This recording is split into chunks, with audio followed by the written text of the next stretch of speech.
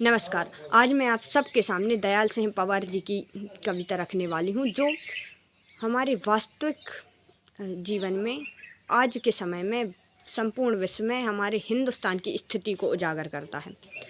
भूमंडलीकरण के युग में अब अपनी पहचान कहाँ है, आओ खोजें सकल विश्व में अपना हिंदुस्तान कहाँ है। भूमंडलीकरण के मद में हम सब कैसे झूम रहे हैं, टीवी टेलीफोनों से ही सारी दुनिया घूम रहे हैं। साक्षरता का आंदोलन है, चिंतन का विस्तार कहाँ है। जन जन में जो फैल रही उस शिक्षा में संस्कार कहाँ है।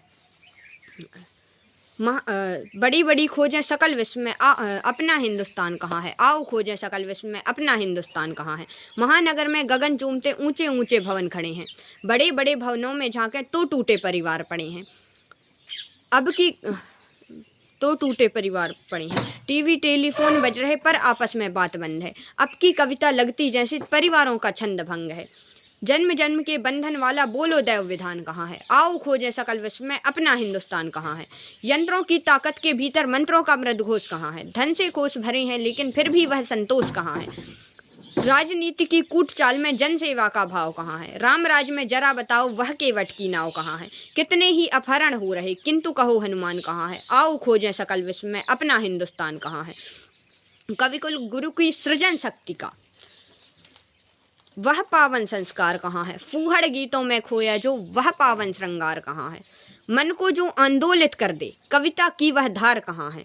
भोजराज की कविता वाला वह वैभव विस्तार कहाँ है। तुलसी सूर निराला दिनकर और रहीम रसखान कहाँ है, आओ खोजें सकल विश्व में अपना हिंदुस्तान कहाँ है।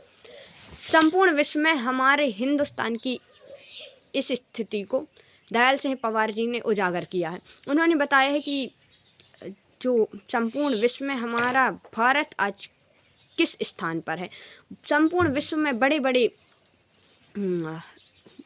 खोजें हो रही हैं, लेकिन हमारा भारत उनमें से कहाँ है।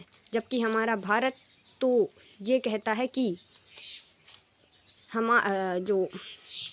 जो आज खोजें हो रही हैं वो हमारे वेदों से ही के माध्यम से ही हो रही हैं। हमारे वेदों में ये पहले से लिखा जा चुका है।